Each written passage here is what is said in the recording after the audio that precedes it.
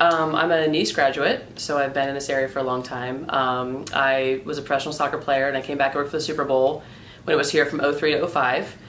So kind of sports kind of was my foundation, I guess, professionally. I got into marketing. I ran an agency here for about 8 years.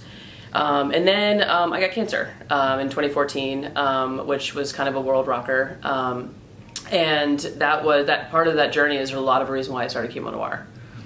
Can you tell me about Chemo Noir, what it is, and what it ultimately benefits? Yeah, absolutely. So Chemo Noir actually started because when I was going through treatment, if I could sip on a little Pinot Noir with my mom or friends or whatever, I would call those my Chemo Noir nights.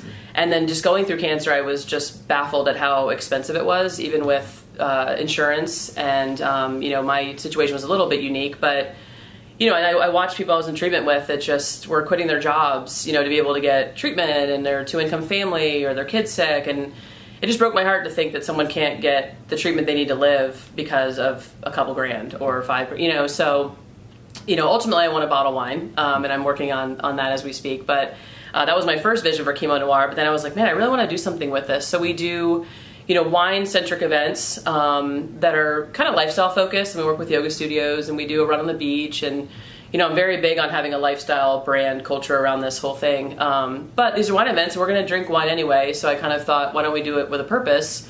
And we'll raise money to kind of financially help these cancer patients. So. Got it.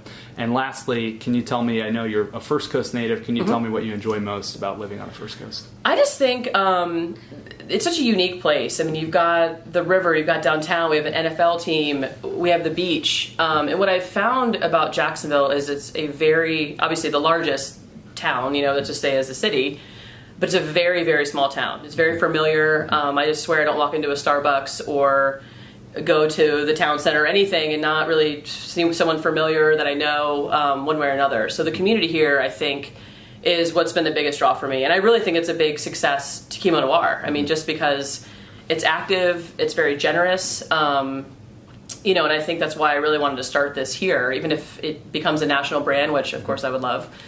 For a lot of reasons. I think it'll help more people that way. But to start here and kind of be a part of all these other great organizations that are helping, like the J Funds and the Donna and all that, I mean, it's just incredible to be a part of that community. And with Mayo here and with, where I got my treatment done and MD Anderson and all those kind of things, there's just so much opportunity to be able to help people. And even the kids, even Wolfson's and all that. I mean, there's so much, and it saddens me how much cancer's here. But it also is very encouraging how the community kind of has rallied behind this. So, I think just the diversity of it, just as a community in a city, is just incredible.